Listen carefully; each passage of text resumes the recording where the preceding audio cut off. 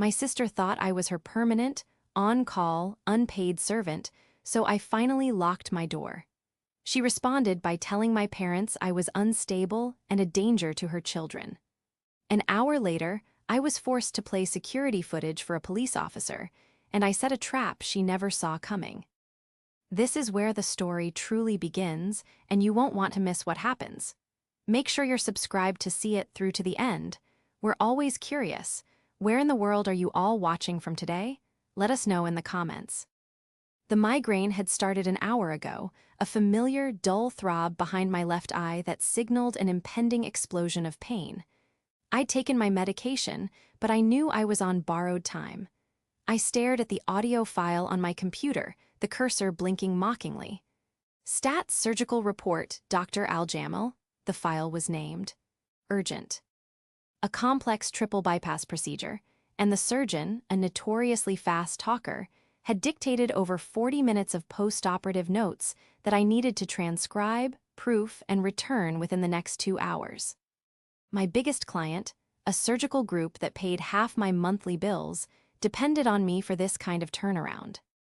At 42, I had built a precarious freelance career as a medical transcriptionist, a job that required absolute silence and intense focus, all from the small home office I'd fought so hard to maintain. My focus was shattered by the crunch of gravel in my driveway. I didn't even need to look up. It was the sound of my life being derailed, the sound of my younger sister, Laura. I glanced at the clock. 10:15 a.m. on a Tuesday. I saw her beat-up sedan through the blinds, the one I'd co-signed for. I saw her get out, her movements rushed and agitated. She went to the back door, and I saw the small heads of my nephew and niece, Liam, 9, and Sophie, 6. My heart did its usual complicated squeeze, a rush of love for them, and a hot, sinking dread of their mother.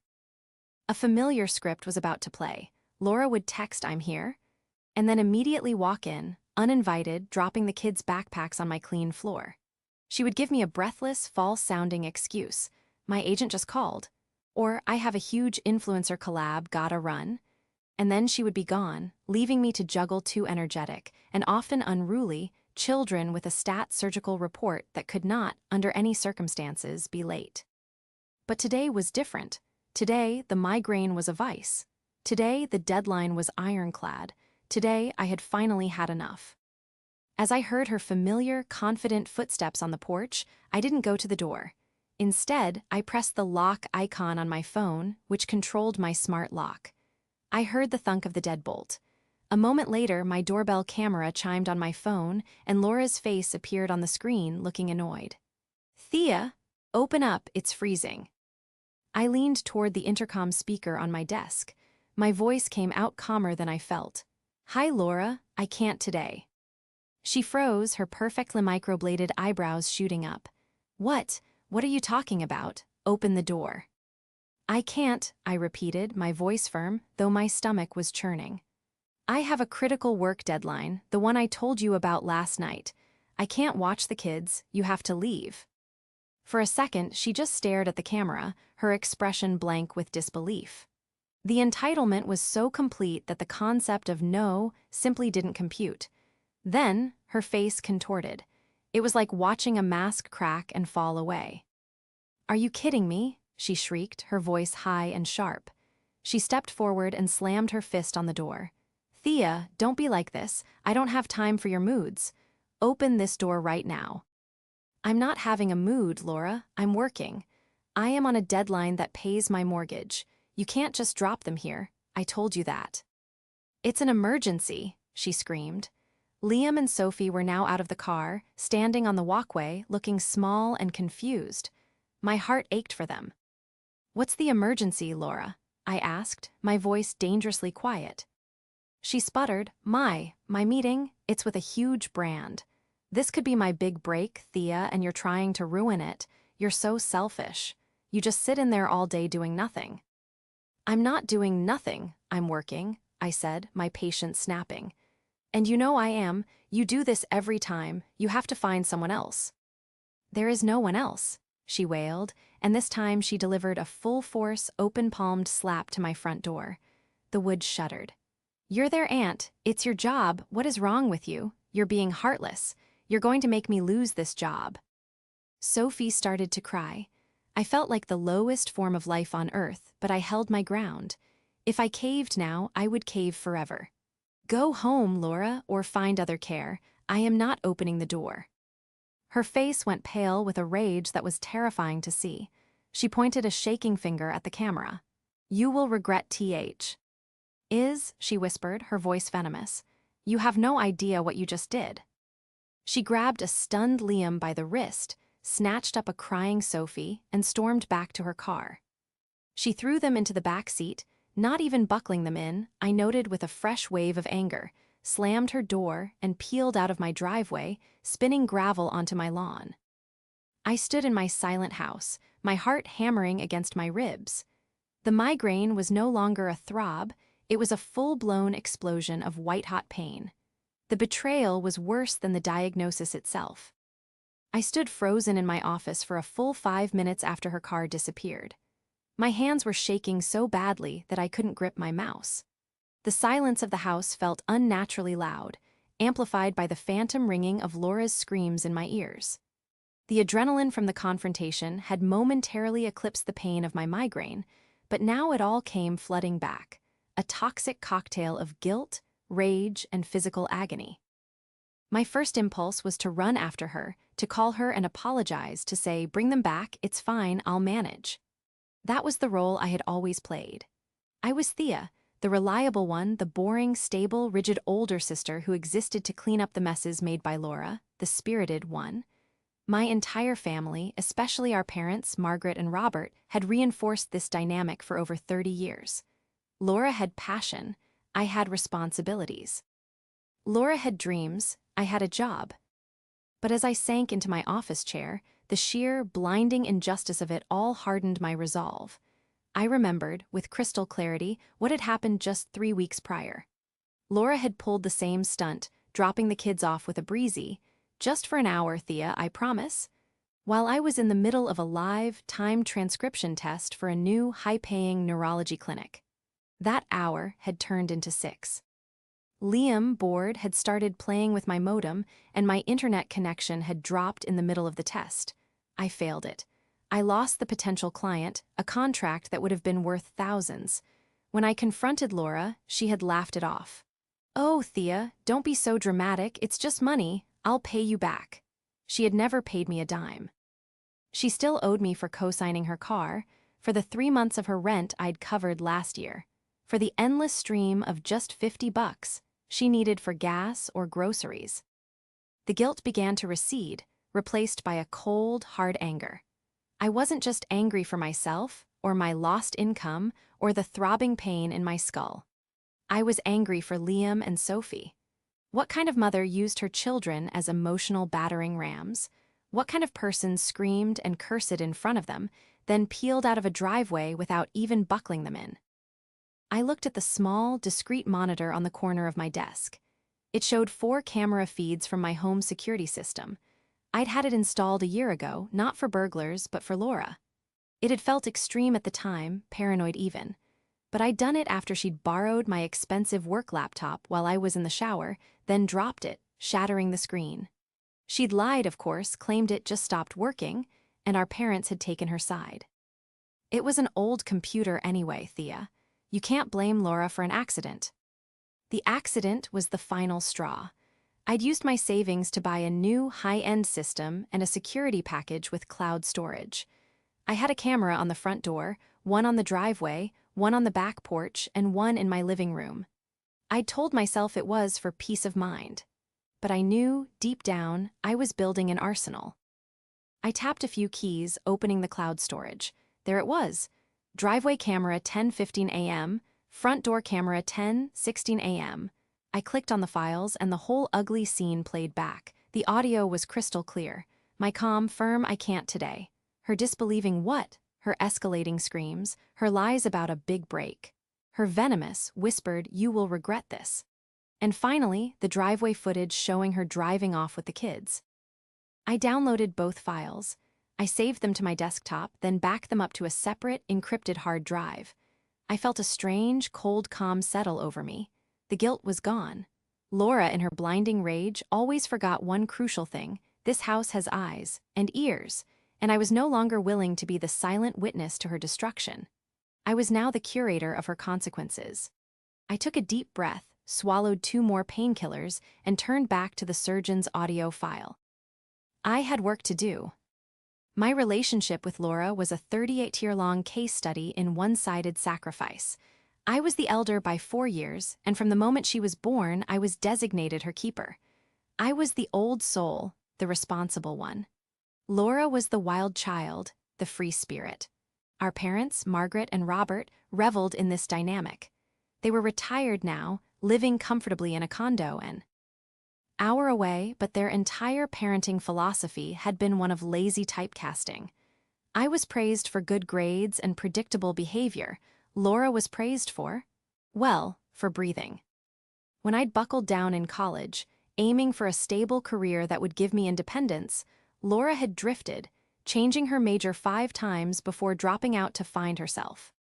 This finding involved a string of bad jobs, worse boyfriends, and a constant, draining siphon on our parents' finances, and by extension, mine. I was the one who drove her to the hospital when she got appendicitis at 2 a.m. because her boyfriend at the time was too drunk.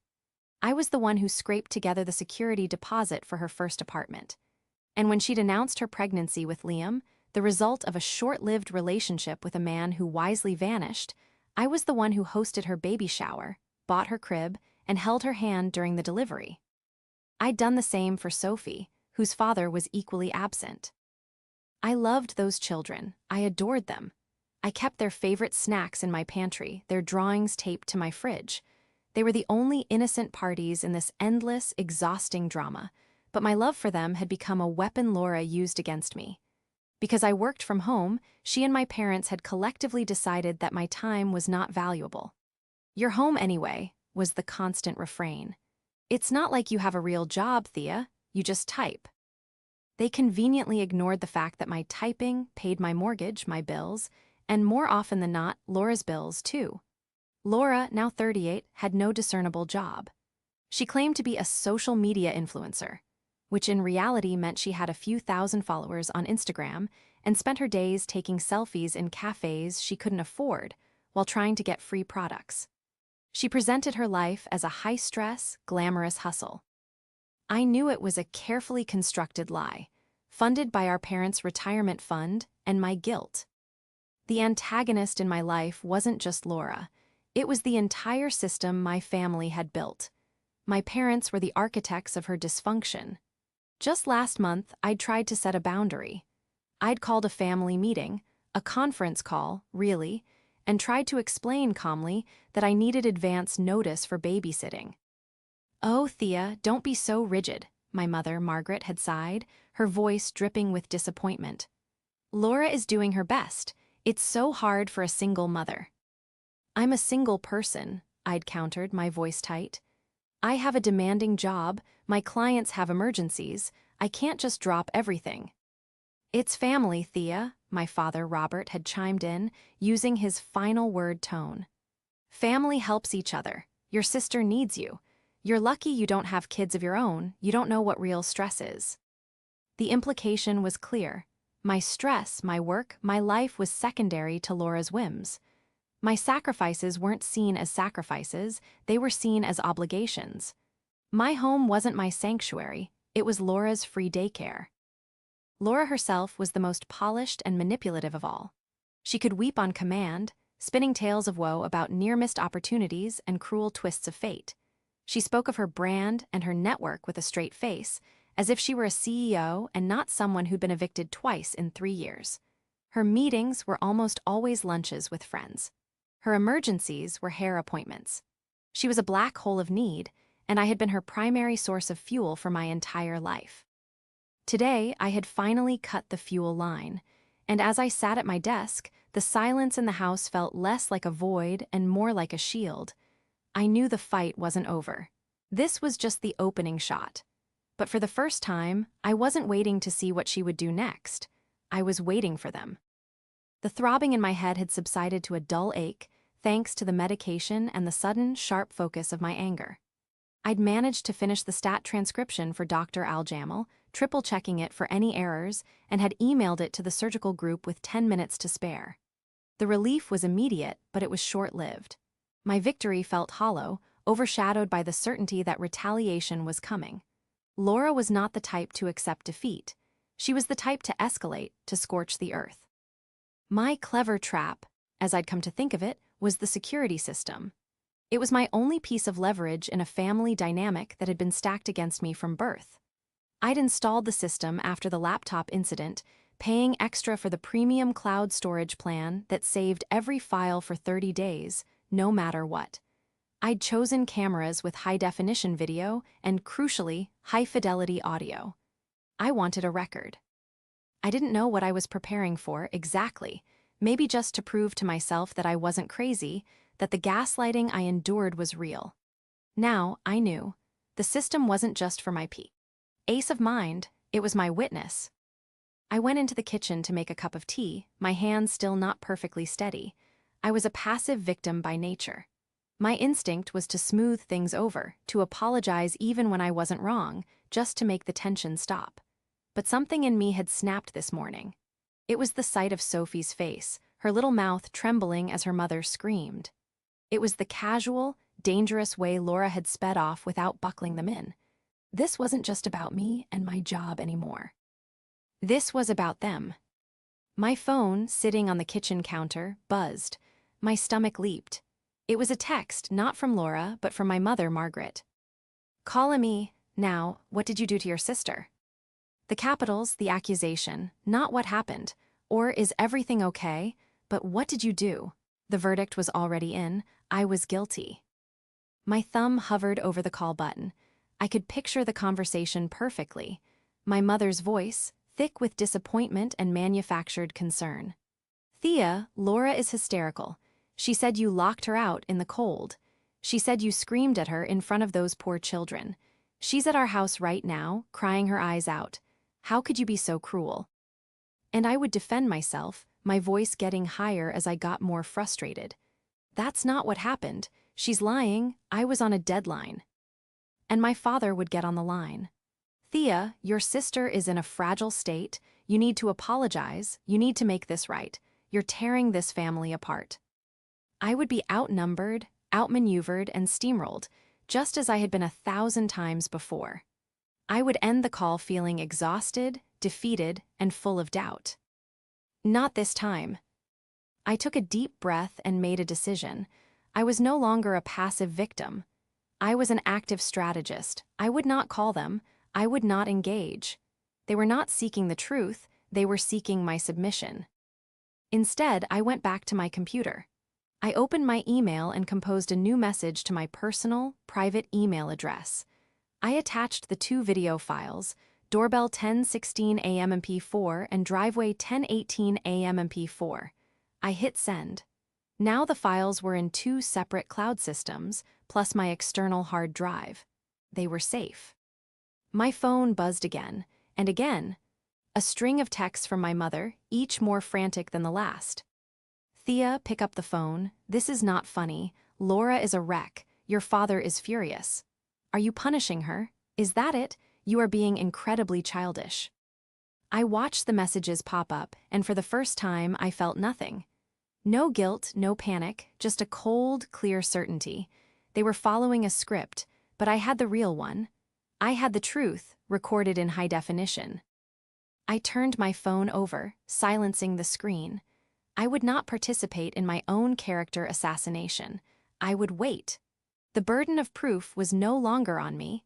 It was on the video files saved on my hard drive. I made another cup of tea and waited for their next move. I knew it wouldn't be just a phone call. The quiet in my house lasted for exactly 45 minutes. It was just long enough for me to start second-guessing myself, to wonder if I had imagined the whole thing, if I really was the cold, selfish monster they all thought I was. The migraine was still a dull, pounding drum, and the silence seemed to magnify it. Then I heard a car door slam, not just one, but 2. I looked at my security monitor. It wasn't Laura's sedan, it was my father's dark blue SUV. My heart sank. They hadn't just called, they had driven an hour to confront me. My doorbell rang, not a polite ding-dong, but a long, impatient ding as someone held the button down. Then came the pounding. Not the hysterical, flailing pounding of Laura, but the heavy, righteous fist of my father, Robert. "Thea, open this door, we know you're in there," he boomed. I walked to my office, my legs feeling like lead, and sat at my desk. I activated the intercom, just as I had with Laura. "What do you want?" My mother's face appeared in the camera, pale and pinched with anger. "Don't you what do you want us, Thea? This has gone far enough. Let us in. We need to talk about what you did to your sister." "I didn't do anything to her," I said, my voice shaking despite my resolve. "I am working. I told her I couldn't watch the kids. She's the one who had a tantrum." "She is distraught," my mother cried, her hands fluttering to her chest in a gesture of pure theater. "She came to us, in tears, saying you screamed at her and the children that you told her. You told her you wished she'd never had them. How could you?" The lie was so audacious, so vile, that it took my breath away. "I never said that. That is an absolute, disgusting lie, and you know it." "We know what we heard, Thea," my father's voice cut in, his face now looming in the camera. He looked furious. "You're cooped up in this house all the time, staring at that screen. You're not well. You're letting your work turn you into a cold, bitter person. Now you will open this door and you will call your sister and apologize for this nonsense." "No," I said. The word was small, but it felt solid. "I will not." "What did you say?" my father roared. I said no, I am not apologizing for a lie. And I'm not letting you in just so you can both bully me and take her side. You never, not once, have ever taken my side. "Side," my mother shrieked. "This isn't about sides, Thea. This is about family. Laura is struggling and you with your nice house and your quiet life. You can't even find it in your heart to help her for a few hours." "My nice house and quiet life were paid for by the work you're currently interrupting," I snapped, my anger finally boiling over. "The work she constantly disrespects. The work you disrespect. You don't want to talk. You want me to surrender, and I'm not doing it." I was about to cut the connection when I had an idea. It was time for the first reveal. "In fact," I said, my voice suddenly calm and clear, "I have a video of the entire conversation, from the moment she pulled up to the moment she drove away." They both froze. My mother's mouth opened and closed. My father's angry expression faltered, replaced by a flicker of confusion. "What?" my mother whispered. "I have a security camera. It records audio and video. I have the entire thing saved. Her screaming, her lies about her meeting, me calmly telling her I had to work, her speeding away without buckling the kids in. I have all of it." I let the words hang in the air. "Would you like me to email it to you, Mother? Or would you rather just keep believing the lie?" I had expected this to be a checkmate.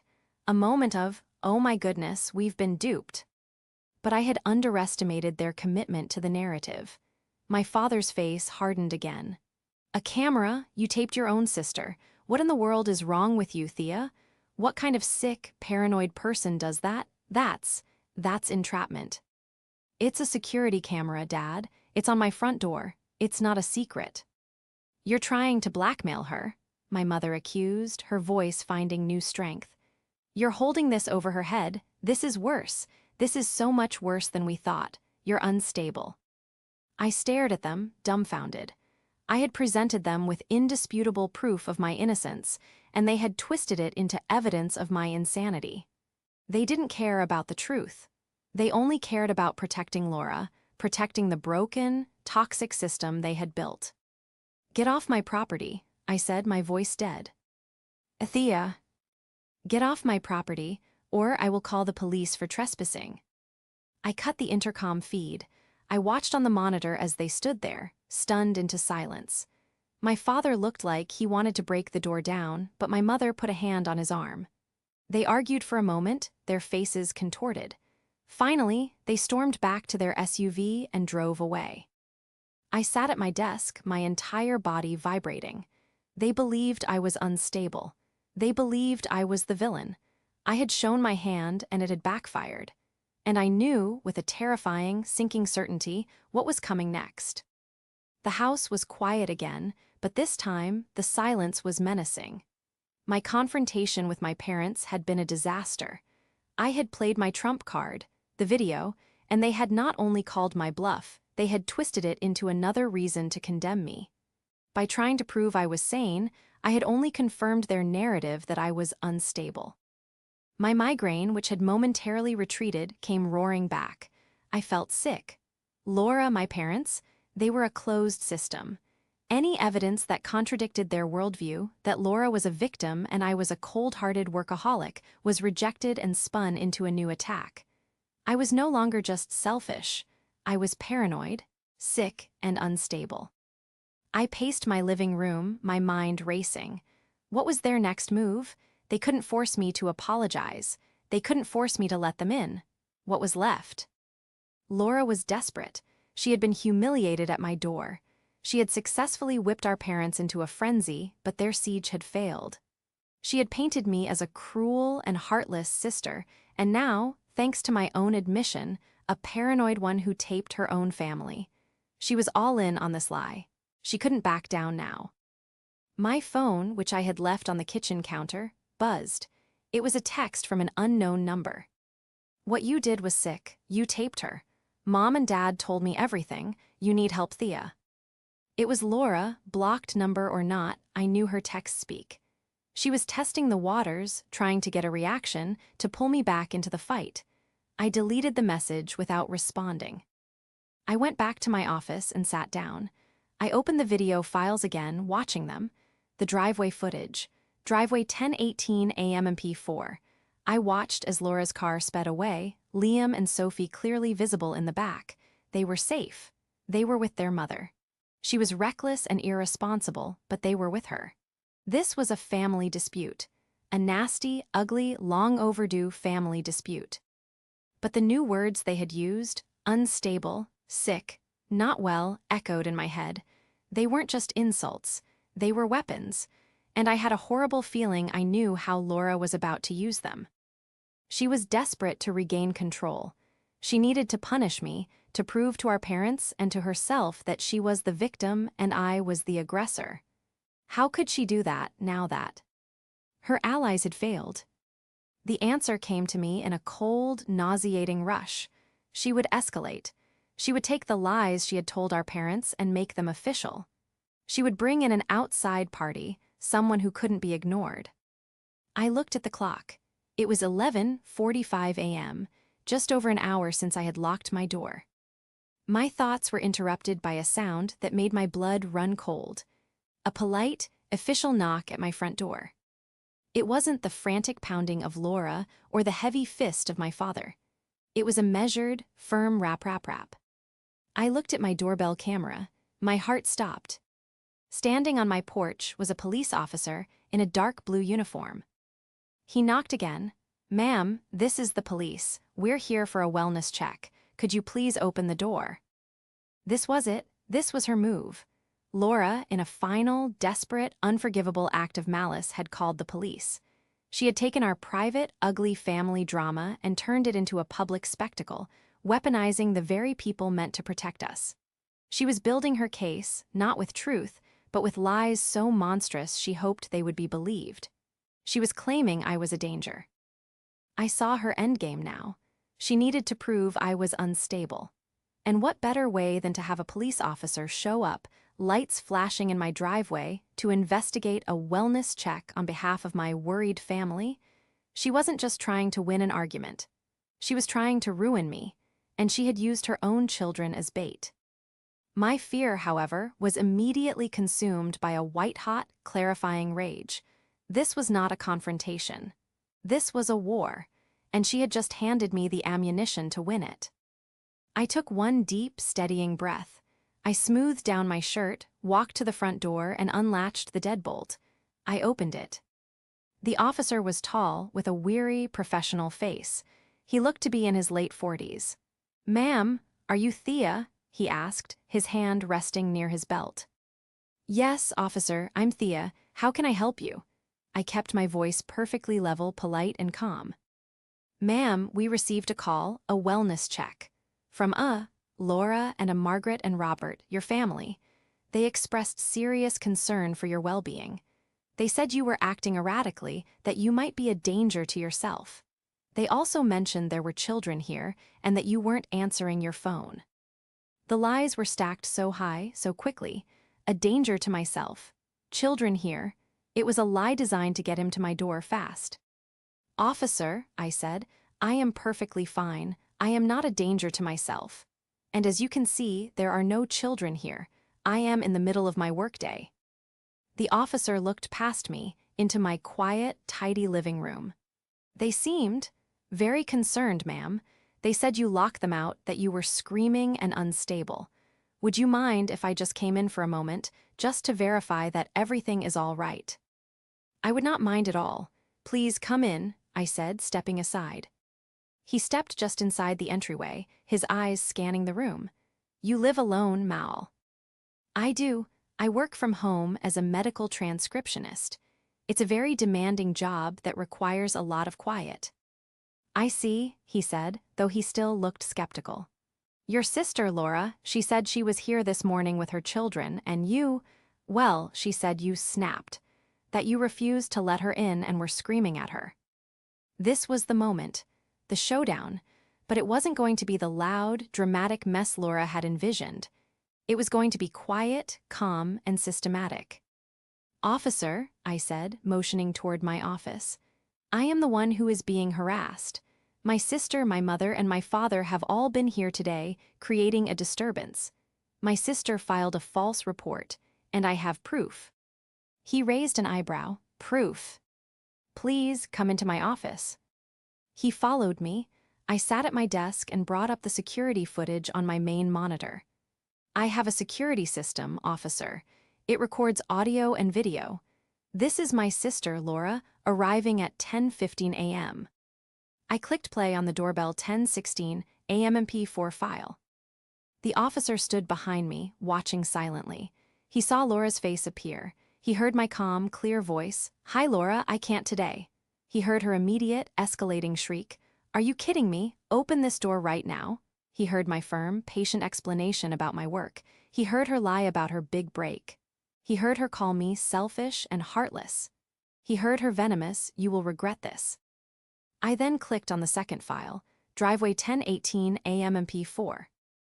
And this, officer, is the driveway camera, time-stamped seconds later.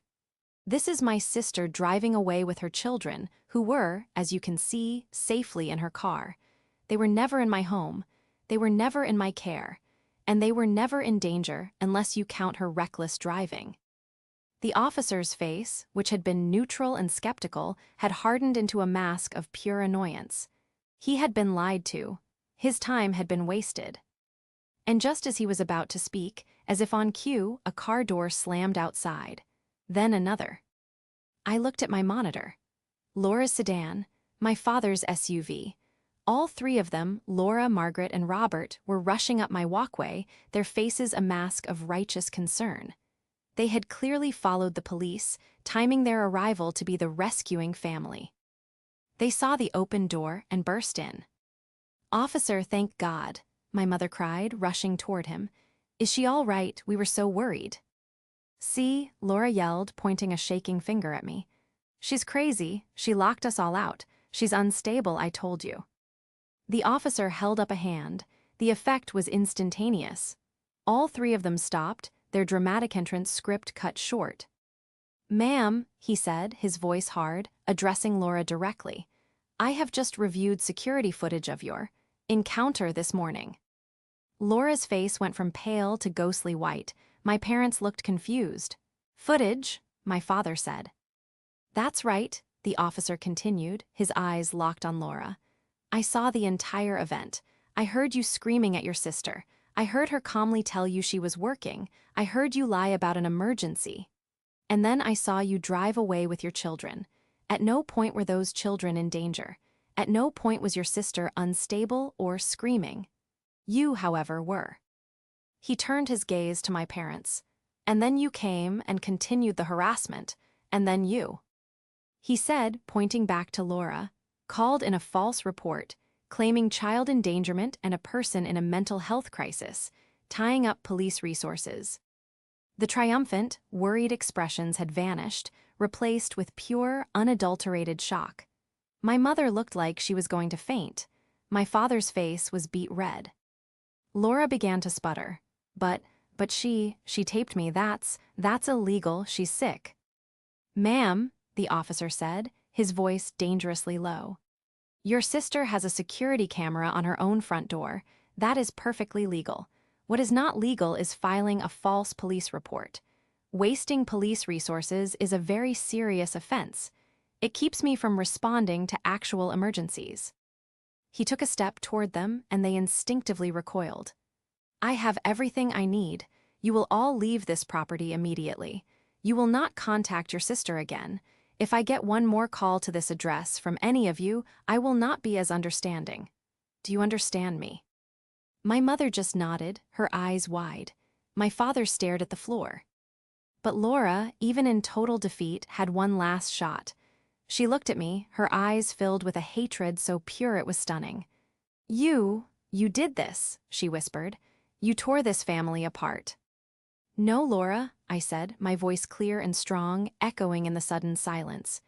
You did, you lied, and I just told the truth. Get out of my house. The officer stayed until all three of them were back in their cars. He watched them drive away, my parents in their SUV, looking shell-shocked and small, and Laura peeling out in a cloud of gravel, just as she had before. When they were gone, the officer turned to me, his expression softening. Ma'am, I am truly sorry for that. That was a lot. Thank you, officer. I appreciate you handling it so well, I said, my knees suddenly weak. You have a right to work, and you have a right to peace in your own home, he said. He handed me a small card with a case number on it. For your records, if they contact you again, call us and reference this file. We'll take it very seriously. What your sister did, that's not just a family spat, that's a crime. I nodded, unable to speak. He gave me a polite nod and left. I closed the door, and this time I bolted the deadbolt. The silence that filled my house was profound. It was no longer menacing. It was a vast, open, beautiful quiet. It was the sound of peace. It was the sound of done. I went back to my office and sat at my desk. I felt empty, but not in a bad way.